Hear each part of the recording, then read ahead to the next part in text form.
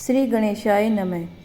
माया निर्मित नगर में शील निधि की कन्या पर मोहित हुए नारद जी का भगवान विष्णु से उनका रूप मांगना, भगवान अपने रूप के साथ उन्हें वानर का समूह देना, कन्या का भगवान को वर्ण करना और कुपित हुए नारद को शिव गणों को शाप देना। सूत जी कहते हैं, महर्षियों, जब नारद मुनि इच्छा अनुसार वहां से चले गए तब भगवान शिव की इच्छा से माया विशारद श्री हरि ने तत्काल अपनी माया प्रकट की। उन्होंने मुनि के मार्ग में एक विशाल नगर की रचना की जिसका विस्तार 100 योजन था। वह अद्भुत नगर बड़ा ही मनोहर था। भगवान ने उसे अपने वैकुंठ लोक से भी अधिक रमणीय बनाया था।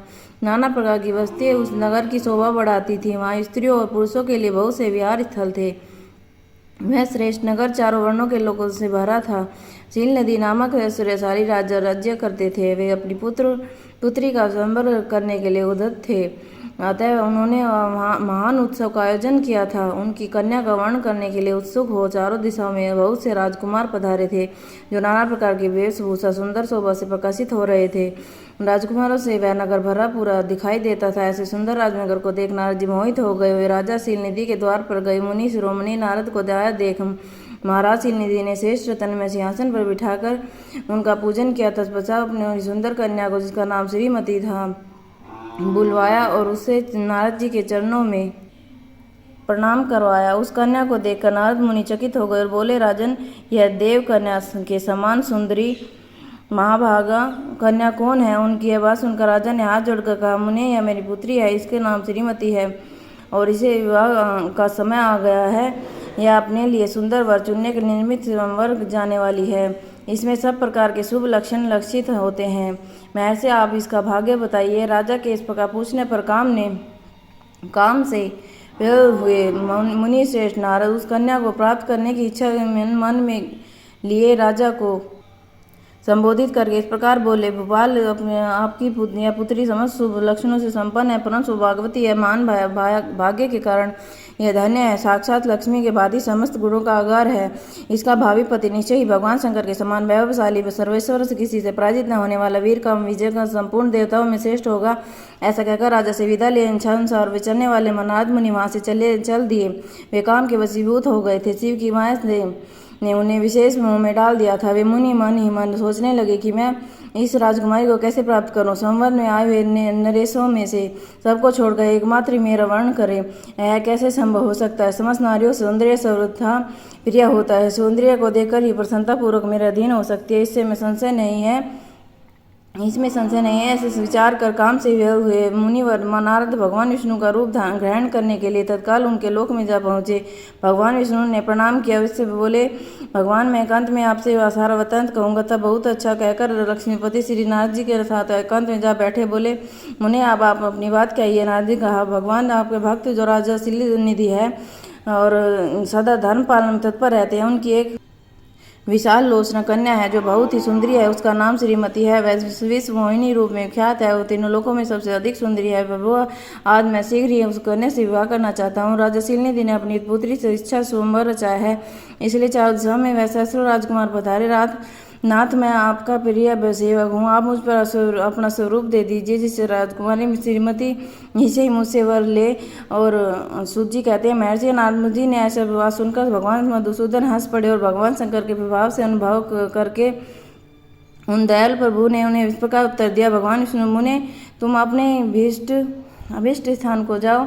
मैं उसी तरह तुम्हारा हित साधन करूंगा जैसे श्रेष्ठ वेद अत्यंत पीड़ित रोगी का करता है, क्योंकि तुम मुझे विशेष प्रिय हो। ऐसा कहकर भगवान विष्णु ने नारद मुनि को मुख वानर का दे दिया और शेष अंगों में अपने जैसा रूप देकर वे वहां से अंतर्ध्यान हो गए। भगवान पूर्वोक्त बात सुनकर उनका मनोहर रूप प्राप्त हो गया। समझकर नारद मुनि बड़ा हर्ष हुआ और अपने को करते करते मानने लगे। भगवान ने क्या प्रयत्न किया है इसको वे समझ न सके। तदनंतर मुनि श्रेष्ठ नारद शीघ्र ही उस स्थान पर जा पहुंचे जहाँ शील निधि राजकुमार से भरी स्वयंवर सभा का आयोजन किया था। विप्रवरों राजपुत्रों से घिरी हुई वह दिव्य स्वयंवर सभा दूसरी इंद्र सभा के समान अत्यंत शोभा पा रहे थे। नारद जी ने राजसभा में जा बैठे। वहां बैठकर प्रसन्न मन से बार बार यही सोचने लगे, मैं भगवान विष्णु के समान रूप धारण किए हुए हूँ। राजकुमारी अवश्य ही मेरा वर्ण करेगी, दूसरा नहीं। मुनि श्रेष्ठ नारद को ज्ञात नहीं था कि मेरा मुख कितने कुरूप है, और उस सभा में बैठे हुए सब मनुष्य ने मुनियों के उनके पूर्व रूप ही देखा। राजकुमार आदि कोई भी उनके रूप परिवर्तन का रहस्य को न जान सके। वह नारद की रक्षा के लिए भगवान रुद्र के 2 पार्षद आए थे, जो भगवान ब्राह्मण का रूप धारण करके गूढ़ भाव से वहां बैठे थे। वे ही नारद जी के रूप परिवर्तन को उत्तम भेद को जानते थे। मुनि को कामावेश से मूढ़ हुआ जान वे दोनों पार्षद उनके निकट गए और आपस में बात करते हुए उनकी हंसी उड़ाने लगे, परंतु मुनि का काम विहल हो रहे थे और उन्होंने उनकी यथार्थ बात भी अनसुनी कर दी। मोहित हो श्रीमती को प्राप्त करने की इच्छा से आगमन की प्रतीक्षा करने लगे। इसी भी सुंदरी का राजकन्या स्त्रियों से घिरी हुई अंत में पूरे से वहां आई और उसने अपने हाथों से सोने की एक सुंदर माला ले रखी थी।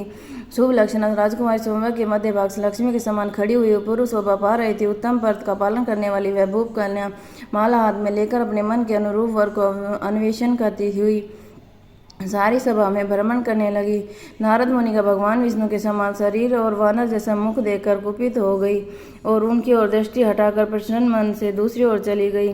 सोमवार सभा में मनोवांछित वर को न देखकर वह भयभीत हो गई और राजकुमारी उस सभा के भीतर चुपचाप खड़ी रह गई। उसने किसी के गले में जयमाला नहीं डाली। इतने में ही राजा के समान वेशभूषा धारण कर भगवान विष्णु आ पहुँचे। उसके किन्हीं दूसरे लोगों ने वहाँ नहीं देखा, केवल कन्या ही दृष्टि उन पर पड़ी। भगवान को देखते हुए परम सुंदरी राजकुमारी मुख से प्रसन्नता खिल उठा। उसने तत्काल ही उनके कंठ में माला पहना दी। राजा का रूप धारण करने वाला भगवान विष्णु उस राजकुमारी को साथ लेकर तुरंत अदृश्य हो गए और अपने धाम में जा पहुँचे। इधर राजकुमार श्रीमती और से निराश हो गए। नारद मुनि काम वेदना से आतुर हो रहे थे और इसलिए वे अत्यंत व्याकुल हो उठे।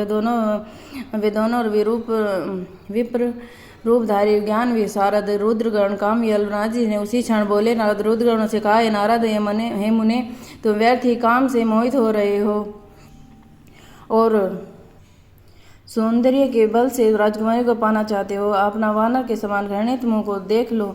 सूची कहते हैं, महर्षि और रुद्रगणों का वचन सुनकर नारद जी को बड़ा विस्मय हुआ और शिव माया से मोहित थे। उन्होंने दर्पण में अपना मुख देखा और वानर के समान अपना मुख देखकर वह तुरंत ही क्रोध से जल उठे और माया से मोहित होने के कारण उन दोनों शिवगणों से वह शाप देते बोले, अरे तुम दोनों ने मुझ ब्राह्मण का उपहास किया होते हैं। तुम ब्राह्मण के वीर्य से उत्पन्न राक्षस हो जाओ। ब्राह्मण के संतान होने पर तुम्हें आकाश राक्षस के समान ही होगे। इस प्रकार अपने लिए शाप सुनकर वे दोनों ज्ञान शिरोमणि शिवगण मुनि के मोहित हो जानकर कुछ नहीं बोले। ब्राह्मणों वे सदा सब घटनाओं में भगवान शिव की इच्छा मानते हैं। वे अतः उदासीन भाव से अपने स्थान को चले गए। भगवान विष्णु की स्तुति करने लगे। बोल श्री शंकर भगवान की जय। 3रा अध्याय समाप्त।